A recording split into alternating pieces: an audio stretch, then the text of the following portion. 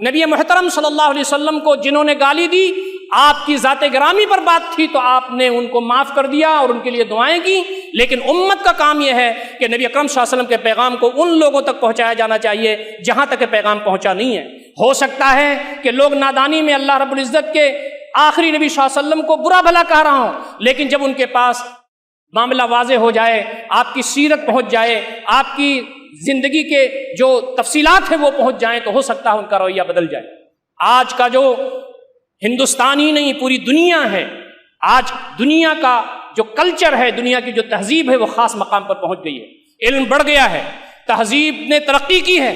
آج کسی کو برا بھلا کہنے کا بھی ایک معیار ہے پوری دنیا کے سامنے۔ آج دنیا کے جتنے بھی کانسٹیٹیوشنز ہیں، دنیا کے جتنے دستور ہیں، اور ہمارے ہندوستان کا کانسٹیٹیوشن خود اس بات کی اجازت نہیں دیتا کہ کسی دھرم کو برا بھلا کہا جائے، کسی دھرم کے پیشوا کو برا بھلا کہا جائے، کسی کو دل آزاری کی جائے مذہب کی بنیاد پر۔ اس کی ممانعت پوری دنیا میں ہے۔ آج کا جو سیکولر اور ڈیموکریٹک جو کانسٹیٹیوشن ہے پوری دنیا میں، اس کی اجازت نہیں دیتا۔ ہمارے ملک کو بھی سوچنا چاہیے، یہاں کے حکام کو سوچنا چاہیے، یہاں کے حکمرانوں کو سوچنا چاہیے کہ ملک کو جس نے جوڑا ہے وہ یہاں کا کانسٹیٹیوشن ہے، یہاں کا دستور ہے، تو یہاں سارے مذاہب کا احترام، سارے مذاہب کے لوگوں کو سمان، ان کے جو مذہبی پیشوا ہیں ان کا احترام ہر شخص کی ذمہ داری بنتی ہے۔ حکومت کو ایسا ایٹماسفیئر پیدا کرنا چاہیے۔ ہمارا مطالبہ ہندوستان کی حکومت سے یہی ہے کہ یہاں کے ماحول کو بہتر کریں، ایسے لوگ جو اس طرح کی اول فول بکتے ہیں ان پر قدغن لگائیں، ان کو قلع وقعی سزا دیں، اور ایسا ماحول پیدا کریں یہاں کہ یہ آدمی کا اپنا معاملہ ہے کہ وہ جس دھرم کو چاہے قبول کرے،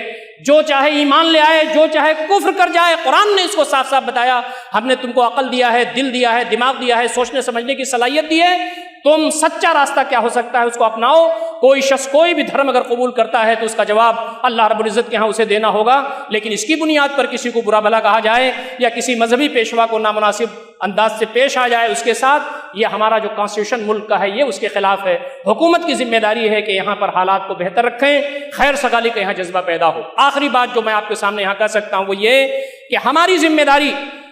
اب زیادہ بن جاتی ہے جب اس طرح کے مسائل جگہ جگہ سے آنا شروع ہو جائیں، نفرتیں بڑھ جائیں، لوگ لا علمی اور غلط فہمیوں کی بنیاد پر بیانات دینا شروع کر دیں، تو ہماری ذمہ داری بنتی ہے کہ ہم جہاں کہیں بھی ہوں، چاہے ہم کسی جگہ پڑھا رہے ہوں، کسی جگہ بزنس کر رہے ہوں، کسی ادارے میں ہم کام کر رہے ہوں، اپنے جہاں ہم رہتے ہیں وہاں دائیں بائیں جو غیر مسلم بھائی ہیں، عظیم رسول اکرم صلی اللہ علیہ وسلم کی تعلیمات کو پیش کرنے کا کام کریں، آپ کی جیونی ان کے درمیان تقسیم کریں، آپ صلی اللہ علیہ وسلم کی سیرت کو ان کے درمیان تقسیم کریں، بتائیں کہ آپ صلی اللہ علیہ وسلم کی سیرت کیا تھی۔ غیر مسلموں نے جو آپ کے بارے میں لکھا ہے اس کو پیش کرنے کی ضرورت ہے، اور یہ دن دور نہیں ہے، وہ وقت بہت قریب ہے کہ وہ وقت آئے گا انشاءاللہ العزیز اس ملک میں کہ جب نبی اکرم صلی اللہ علیہ وسلم کی سیرت کو لوگ پڑھ لیں گے، جو آج زہر اگل رہے ہیں کل نبی اکرم صلی اللہ علیہ وسلم کی تعریف کرنے پر مجبور ہوں گے، اس لیے کہ آپ جانتے ہیں کہ نبی اکرم صلی اللہ علیہ وسلم کو گالیاں دینے والے بہت سارے لوگ تھے مکہ میں، مدینہ میں، لیکن جب آپ صلی اللہ علیہ وسلم کے بارے میں دل صاف ہو گیا تو وہ نبی صلی اللہ علیہ وسلم کی بارگاہ میں آ کے رونے لگے۔ سمامہ بن اسال جو نبی اکرم صلی اللہ علیہ وسلم کو گالی دیا کرتے تھے، برا بھلا کہا کرتے تھے، آپ کے صحابہ کو انہوں نے قتل کیا، لیکن جب نبی اکرم صلی اللہ علیہ وسلم کے حسن اخلاق سے متاثر ہوئے مسجد نبوی میں، 3 دن تک مسجد نبوی کے کھمبے میں باندھے گئے، اور اس کے بعد نبی اکرم صلی اللہ علیہ وسلم نے اپنی ازواج کے ہاں سے یعنی ہمارے ماؤں کے ہاں سے کھانا کے ان کے ہاں پکوا کر کے بھیجا، ان کی عزت افزائی کی۔ ایک جو دشمن تھا اس کا جو رویہ تھا، نبی اکرم صلی اللہ علیہ وسلم نے اپنے دشمن کے ساتھ جو اچھا برتاؤ کیا، تو اس اخلاق کی تاب نہیں لا سکے وہ، اور مسجد نبوی سے نکلے تو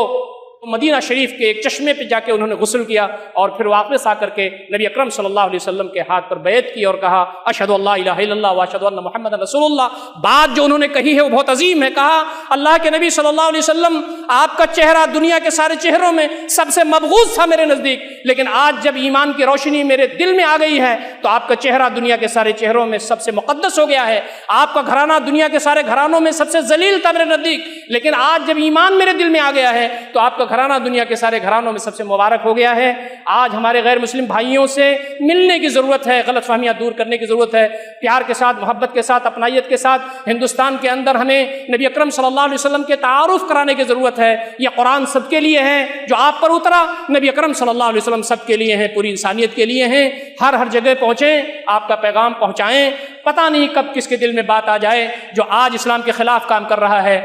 کل اسلام کا علم بردار بن جائے۔ اللہ رب العزت ہم تمام کو ان ساری باتوں پر غور و فکر کرنے اور عمل کرنے کی توفیق عنایت فرمائے۔